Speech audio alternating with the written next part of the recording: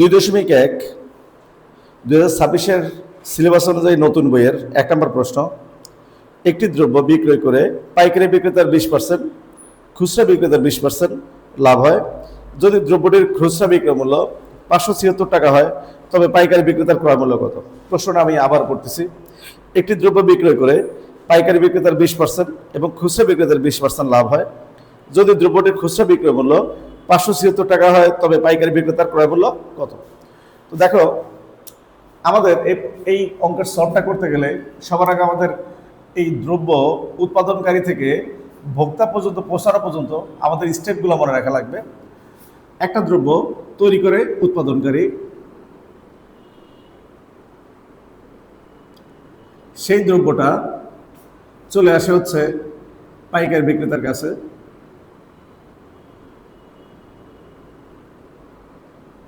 পাইকারি বিক্রেতা থেকে দ্রব্যটা আসে হচ্ছে খুচরা বিক্রেতা, আর খুচরা বিক্রেতা থেকে আসে আমাদের কাছে ভোক্তা, যারা ভোগ করে। তাহলে প্রথমে উৎপাদনকারী দ্রব্যটা উৎপাদন করে, সে একই দ্রব্য উৎপাদনকারী বিক্রয় করে পাইকারি বিক্রেতার কাছে, পাইকারি বিক্রেতা বিক্রয় করে খুচরা বিক্রেতার কাছে, খুচরা বিক্রেতা বিক্রয় করে ভোক্তার কাছে।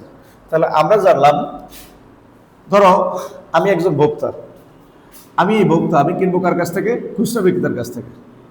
আমি যদি খুচরা বিক্রেতার কাছ থেকে একটা দ্রব্য 100 টাকায় ক্রয় করি, আমার দিক থেকে ক্রয় মূল্য 100 টাকা, কিন্তু খুচরা বিক্রেতার থেকে এই 100 টাকাই হবে বিক্রয় মূল্য, কারণ সে বিক্রয় করছে। তাহলে আমরা বলতে পারি যে ভোক্তার যেটা ক্রয় মূল্য সেটা খুচরা বিক্রেতার বিক্রয় মূল্য। আবার খুচরা বিক্রেতা ক্রয় করে পাইকারি বিক্রেতার থেকে, ঠিক একইভাবে পাইকারি বিক্রেতা বিক্রয় করে খুচরা বিক্রেতার থেকে।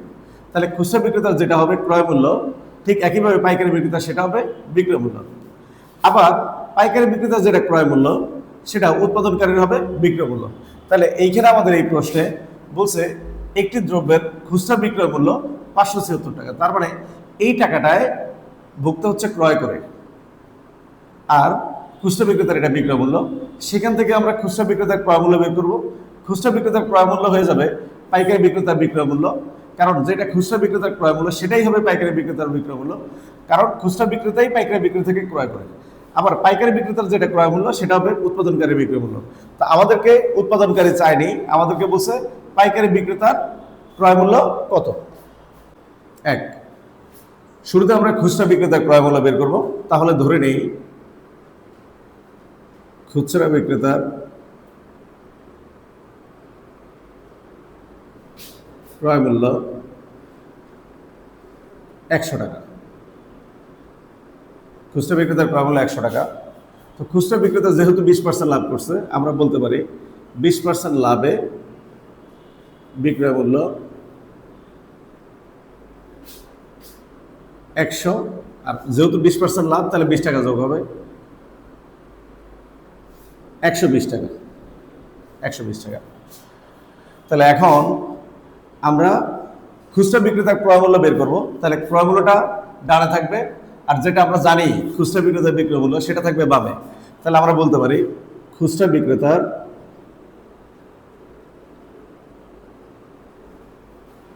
বিক্রয় মূল্য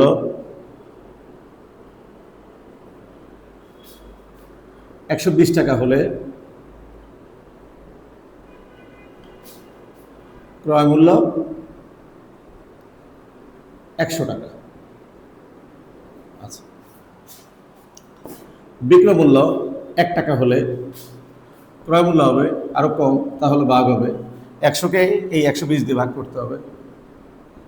আবার বিক্রয় মূল্য 576 টাকা হলে ক্রয় মূল্য হবে 100 গুণ 576 ভাগ 120। তো যদি আমরা ক্যালকুলেটরে 100-র সাথে 576 গুণ করি, তারপরে গুণফলকে 120 দিয়ে ভাগ করি, আমাদের উত্তর আসবে 480। এই 480 টাকাই হলো খুচরা বিক্রেতার ক্রয় মূল্য, আর যেটা খুচরা বিক্রেতার ক্রয় মূল্য সেটাই হয় পাইকারি বিক্রেতার বিক্রয় মূল্য। তাহলে আমরা সুতরাং লিখতে পারি পাইকারি বিক্রেতার, আচ্ছা শুরুতে আগে লিখি খুচরা বিক্রেতার ক্রয় মূল্য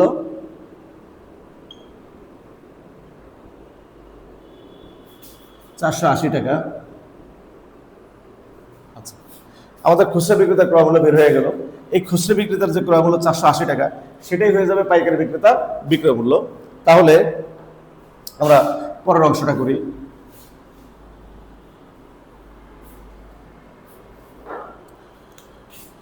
তো এখানে আমরা বলতে পারি যে খুচরা বিক্রেতার ক্রয় মূল্য এটাই হবে ইকুয়ালস টু হবে পাইকারি বিক্রেতার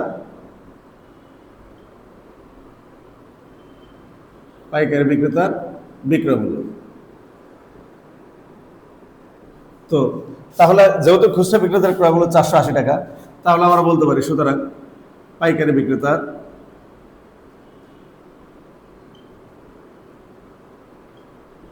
বিক্রয় মূল্য 480 টাকা। এখন আমরা পাইকারি বিক্রেতার ক্রয় মূল্য বের করব। ঠিক যেই প্রক্রিয়ায় খুচরা বিক্রেতার বিক্রয় মূল্য থেকে খুচরা বিক্রেতার ক্রয় মূল্য বের করলাম, একইভাবে আমরা পাইকারি বিক্রেতার বিক্রয় মূল্য থেকে পাইকারি বিক্রেতার ক্রয় মূল্য বের করব। তো আমরা ঠিক একইভাবে ধরি পাইকারি বিক্রেতার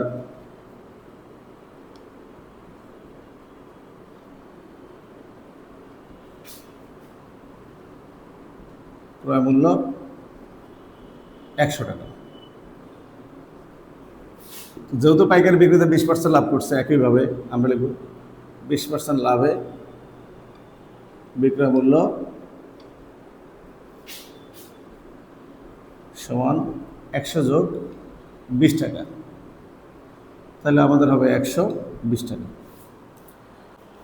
আমরা বলতে পারি যে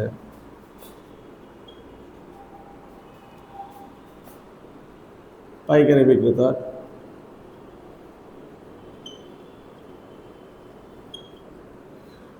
বিক্রেতার বিক্রয় মূল্য 120 টাকা হলে ক্রয় মূল্য হবে 100 টাকা। বিক্রয় মূল্য 1 টাকা হলে ক্রয় মূল্য হবে 100 ভাগ 120 টাকা। এখন আমরা জানি পাইকারি বিক্রেতার বিক্রয় মূল্য 480, তাহলে বিক্রয় মূল্য 480 টাকা হলে ক্রয় মূল্য হবে 100 গুণ 480 ভাগ 120। তো ক্যালকুলেটরে যদি আমরা 100কে 480 দিয়ে গুণ করে 120 দিয়ে ভাগ করি, তাহলে আমাদের উত্তর হবে 400। সো আমরা বলতে পারি পাইকারি বিক্রেতার ক্রয় মূল্য 400 টাকা। উত্তর হবে 400 টাকা। আমাদের 2.1-এর পরবর্তী প্রশ্ন, 2 নম্বর প্রশ্ন। একজন দোকানদার কিছু ডাল 2375 টাকা বিক্রি করায় তার 5% ক্ষতি হলো। ওই ডাল কত টাকায় বিক্রি করলে তার 6% লাভ হবে? আমি প্রশ্নটা আবারও করতেছি। একজন দোকানদার কিছু ডাল 2375 টাকা বিক্রি করায় তার 5% ক্ষতি হলো। ওই ডাল কত টাকায় বিক্রি করলে তার 6% লাভ হবে? তো আমরা জানি ক্রয় মূল্য না জানলে বিক্রয় মূল্য বের করা সম্ভব না। যদি আমরা কোনো পণ্যের ক্রয় মূল্য জানি, সেখান থেকে আমরা বিক্রয় মূল্য বের করতে পারবো।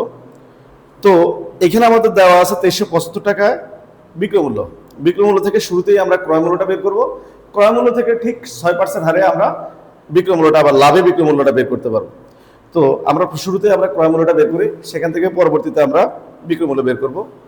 2375 টাকা বিক্রি করে 5% তার ক্ষতি হলো। আমরা ধরি ক্রয় মূল্য 100 টাকা। সুতরাং 5% ক্ষতিতে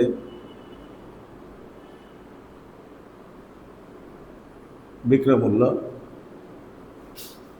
ক্ষতি হইলে বিক্রয় মূল্য আরো কমবে, মাইনাস হবে। তাহলে 100 বিয়োগ 5 টাকা, তাহলে কত হবে? 95 টাকা। এখন আমরা যেহেতু ক্রয় মূল্য বের করবো, ক্রয় মূল্যটা ডান পাশে থাকবে, আর বিক্রয় মূল্য যেহেতু আমরা জানি এটা বাম পাশে থাকবে। তাহলে এখন বিক্রয় মূল্য যখন 100 টাকা,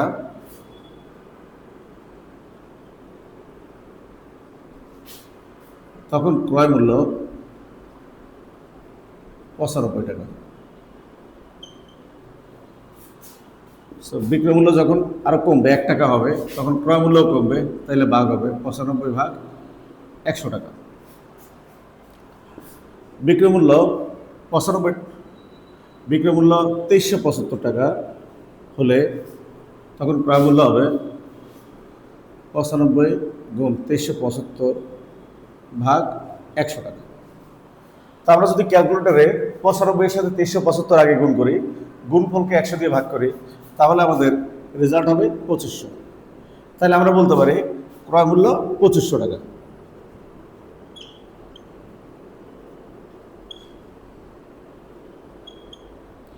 এখন যেহেতু আমরা ক্রয় মূল্য জানি, বলছে এই ডালকেই যদি 6% হারে লাভে বিক্রয় করা হয় তখন বিক্রয় মূল্য কত। যেহেতু আমরা ক্রয় মূল্য জানি, আমরা 6% হারে লাভে বিক্রয় মূল্য বের করতে পারবো। তো এখন ক্রয় মূল্য থেকে ঠিক অনুরূপভাবে আমরা বিক্রয় মূল্য বের করব। আবার ক্রয় মূল্য 100 টাকা,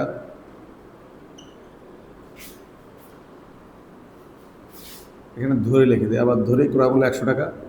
সুতরাং 6% লাভে বিক্রয় মূল্য, 6% লাভে বিক্রয় মূল্য হবে 100 প্লাস 6 টাকা। বিক্রয় লাভ হলে বিক্রয় মূল্য আরও বেশি হবে, তাই যোগ 106 টাকা। তাহলে এখন এবার আমরা বের করবো বিক্রয় মূল্য। তাহলে বিক্রয় মূল্য ডান পাশে থাকবে, যেহেতু আমরা ক্রয় মূল্য জানি 2500 টাকা, সেটা বাম পাশে থাকবে। তাহলে এখন আমরা বলতে পারি ক্রয় মূল্য 100 টাকা হলে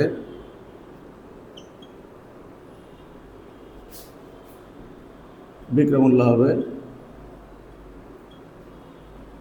106 টাকা। সুতরাং ক্রয় মূল্য 1 টাকা হলে বিক্রয় মূল্য হবে 106 ভাগ 100 টাকা। ক্রয় মূল্য 2500 টাকা হলে বিক্রয় মূল্য আরও বেশি হবে, 2500 তাই বেশি হবে, তাই উপরে যে গুণ হবে ভাগ 100 টাকা। এখন ক্যালকুলেটরে যদি আমরা 106কে 2500 দিয়ে গুণ করি, গুণফলকে যদি 100 দিয়ে ভাগ করি, তাহলে আমাদের উত্তর হবে 2650 টাকা। তাহলে উত্তর 2650 টাকা। ডালের বিক্রয় মূল্য 6% লাভের বিক্রয় মূল্য 2650 টাকা। সুতরাং বিক্রয় মূল্য 2650 টাকা, এটাই উত্তর। 3 নম্বর প্রশ্ন, 30 টাকায় 10টি দরে ও 15টি দরে সমান সংখ্যক কলা ক্রয় করে সবগুলো কলা 30 টাকায় 12টি দরে বিক্রয় করলে শতকরা কত লাভ বা ক্ষতি হবে। আমি কোশ্চেনটা আবার পড়তেছি। 30 টাকায় 10টি দরে ও 15টি দরে সমান সংখ্যক কলা ক্রয় করে সবগুলো কলা 30 টাকায় 12টি দরে বিক্রয় করলে শতকরা কত লাভ বা ক্ষতি হবে। তাহলে এখানে কলা ক্রয় করেছে দুই জায়গা থেকে। এক জায়গা থেকে ক্রয় করছে 30 টাকায় 10টা, অন্য একটা জায়গা থেকে ক্রয় করছে 30 টাকায় 15টা। দুই ধরনের কলাকেই এই যে আলাদা আলাদা বিক্রয় মূল্য, এই কলাগুলোকে যখন একত্রে মিশিয়ে তারপরে বিক্রয় করছে, তখন আমাদের 30 টাকা 12টা কলা বিক্রি করছে। তাহলে আমাদের বের করতে হবে শতকরা লাভ বা ক্ষতি। তা আমরা অঙ্কতে যাই। প্রথম শর্তে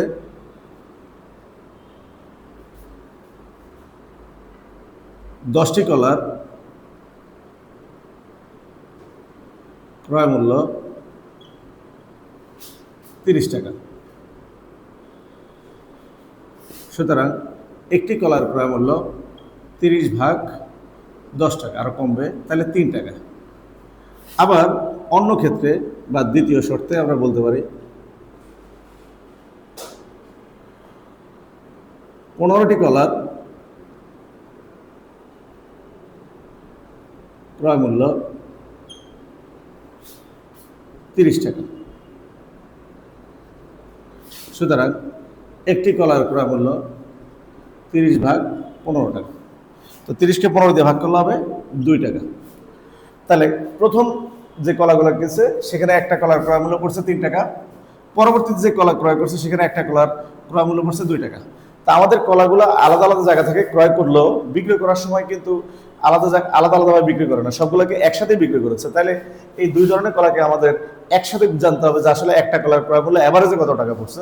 তাহলে আমরা এখানকার একটা এবং এখানকার একটা, সুতরাং আমরা বলতে পারি 1+1 বা দুটি কলার ক্রয় মূল্য,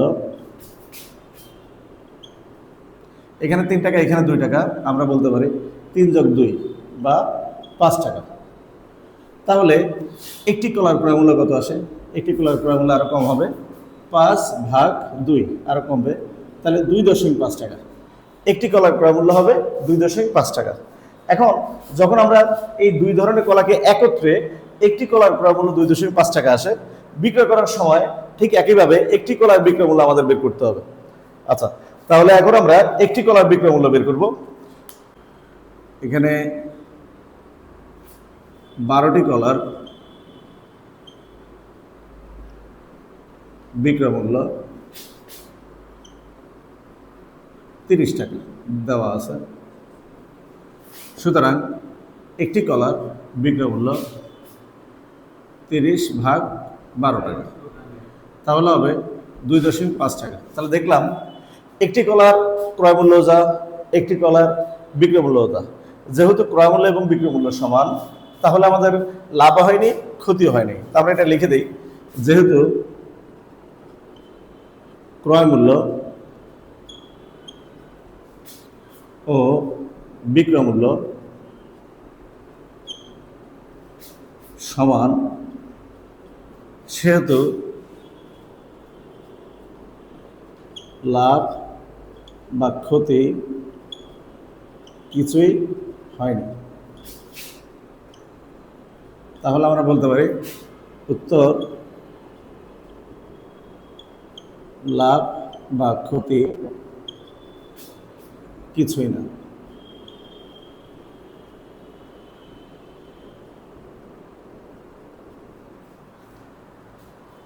আমাদের পরবর্তী প্রশ্ন 4 নম্বর। বার্ষিক মুনাফার হার 10.50 টাকা হলে 2000 টাকার 5 বছরের মুনাফা কত? বার্ষিক মুনাফার হার 10.50 টাকা হলে 2000 টাকার 5 বছরের মুনাফা কত? তাহলে আমরা অঙ্কতে যাই। কি কি দেওয়া আছে? এখানে আসল দেওয়া আছে, আসলকে আমরা পি দিয়ে প্রকাশ করি। আসল দেওয়া আছে 2000 টাকা, সময় এন সমান দেওয়া আছে, সময় এন সমান দেওয়া আছে 5 বছর, মুনাফার হার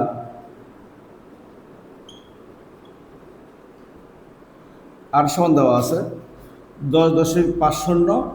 যেহেতু বলছে বার্ষিক শতকরা, তাহলে আমরা টাকার জায়গায় লিখব পার্সেন্ট। এখন আমাদের এই পার্সেন্টটা তুলে নিতে হবে সূত্র প্রয়োগের জন্য। পার্সেন্ট তুলে নিলে আমরা কি দিয়ে ভাগ করব?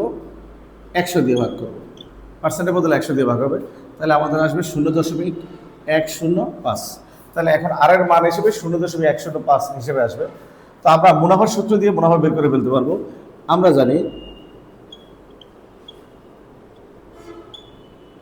মুনাফা আই সমান PRN। আচ্ছা, পি এর মান আসল 2000 টাকা, আর এর মান 0.105, এন এর মান হচ্ছে 5 বছর, একক লিখব টাকা। যদি আমরা ক্যালকুলেটরে 2000 গুণ 0.105 এবং 5 এই তিনটা গুণ করি, তাহলে আসবে 1050 টাকা। তাহলে উত্তর মুনাফা হবে কত? মুনাফা 1050 টাকা হবে।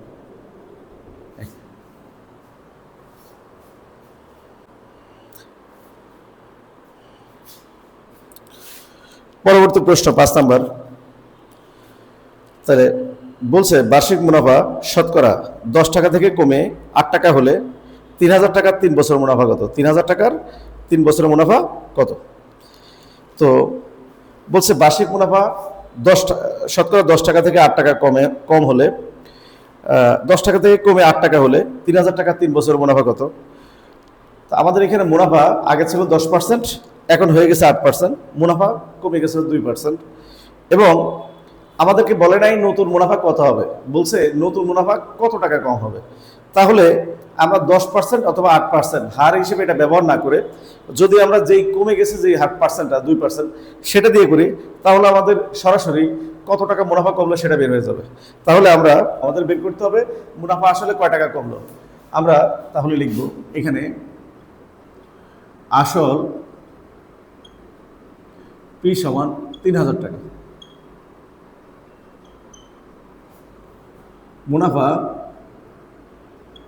মুনাফার হার কমে,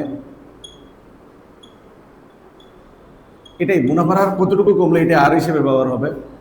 আগে ছিল 10%, এখন হয়েছে 8%, তাহলে কমে গেছে 2%।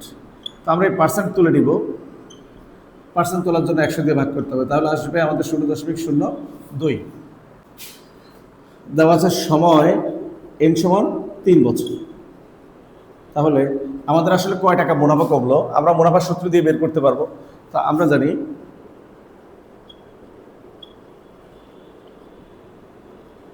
মুনাফা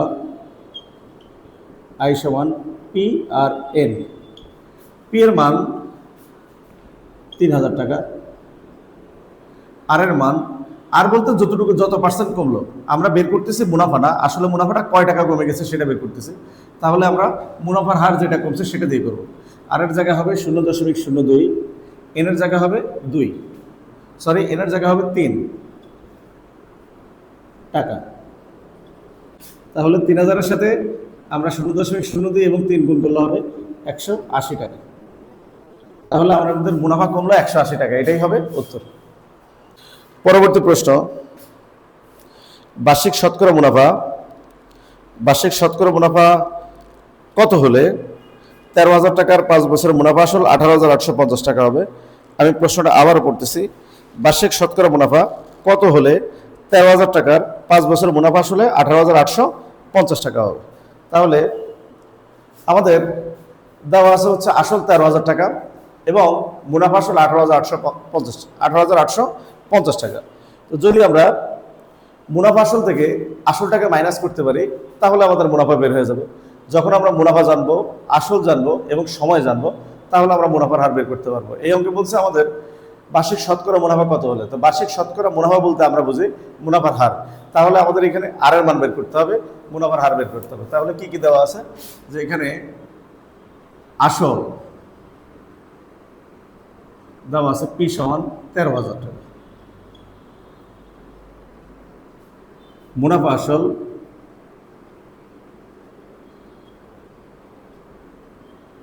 এ সমান হবে 18,850 টাকা।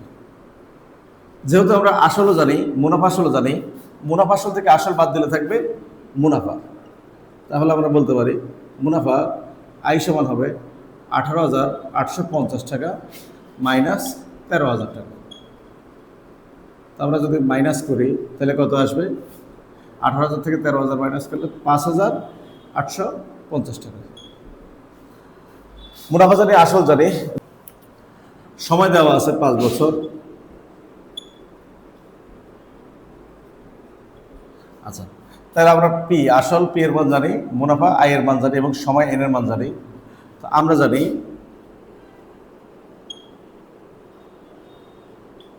মুনাফার হার আর এর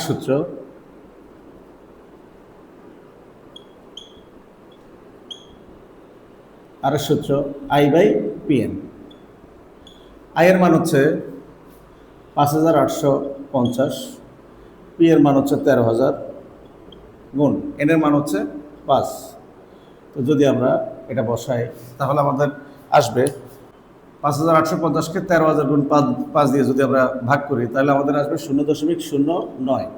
যেহেতু এখানে আমাদের মুনাফার হার বের করতে বলছে তাহলে আমাদের পার্সেন্টে নিতে হবে। তো পার্সেন্টে নেওয়ার জন্য আমরা যেটা করবো 0.09-কে 100% দিয়ে গুণ করবো। পার্সেন্ট থেকে যাবে 100 দিয়ে 0.09-কে গুণ করলে হবে 9%। সুতরাং আমাদের বার্ষিক শতকরা মুনাফা হবে 9 টাকা বা 9%, এটাই হবে।